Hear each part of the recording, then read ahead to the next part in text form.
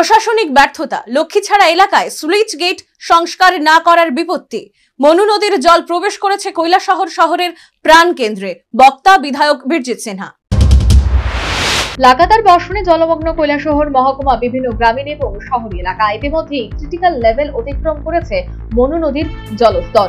রবিবার সকাল থেকে স্থানীয় বিধায়ক বীরজিৎ সিনহা বন্যা পরিস্থিতি খতিয়ে দেখতে মাঠে নেমেছেন। বৃষ্টির জলের পাশাপাশি সুইচ গেট রক্ষণাবেক্ষণ না করায় সকাল থেকে নদী এবং ছড়ার জল প্রবেশ করে শহরের বন্যা পরিস্থিতি সৃষ্টি করেছে।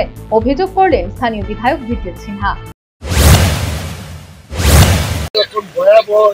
রূপ ধারণ করেছে এবং কৈলাসহর শহরের বাইরে গ্রামাঞ্চলে প্রচুর মানুষ জলমগ্ন হয়ে আছে, বাড়ি থেকে বেরোতে পারছে না। বাড়িতে প্রায় বুক পানি জল এবং এখানে যে প্রশাসন থেকে বিশেষটা ম্যানেজমেন্টের অবস্থা আরও করুন, তাদের যে নৌকাগুলো ফোন করা বেশিরভাগ নষ্ট। সে কারণে মানুষ এবং শহরে জল ঢুকেছে।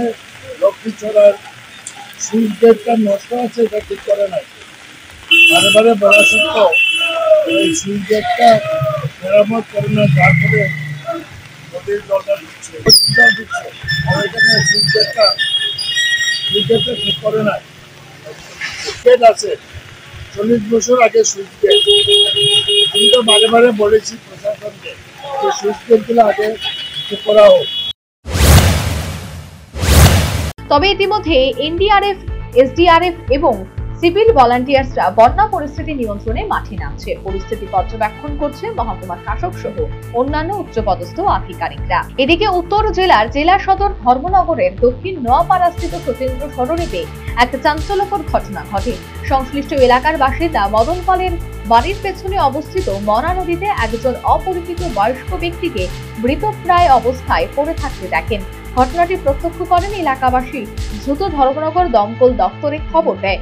খবর পেয়ে ছুটে আসে ধর্মনগর দমকল দপ্তরের কর্মীরা। ঘটনাস্থলে পৌঁছে ওই ব্যক্তিকে নদী থেকে উদ্ধার করে তাকে ধর্মনগর জেলা হাসপাতালে নিয়ে যাওয়া হয়, যেখানে বর্তমানে তিনি চিকিৎসাধীন রয়েছেন।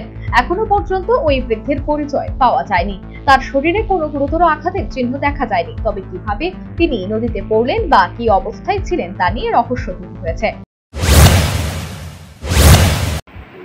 পেশেন্টকে তো ফায়ার সার্ভিস নিয়ে এসেছিলেন। তথ্য যেটুকু পাওয়া গেছে, গতকাল অনেকটা সময় যে উনি ড্রাউনিং হয়েছিল, মানে জলের মধ্যে পাওয়া গেছিল পেশেন্টকে। যখন আনেন উনি তখন অলরেডি সেমি কনশাস কন্ডিশনে আসেন, একদম ঠান্ডা হয়েছিলেন। ড্রাউনিং কেস হিসেবে আমরা ওনাকে অ্যাডমিট করি ইমার্জেন্সি ম্যানেজমেন্টে, মেডিসিন ওয়ার্ডে ভর্তি রাখি। ট্রিটমেন্ট শুরু হয়ে গেছে। পুলিশ ইতিমধ্যেই ঘটনা তদন্ত শুরু করেছে। এই ঘটনায় এলাকায় চাঞ্চল্য ছড়িয়ে পড়েছে। Bureau report, news vanguard.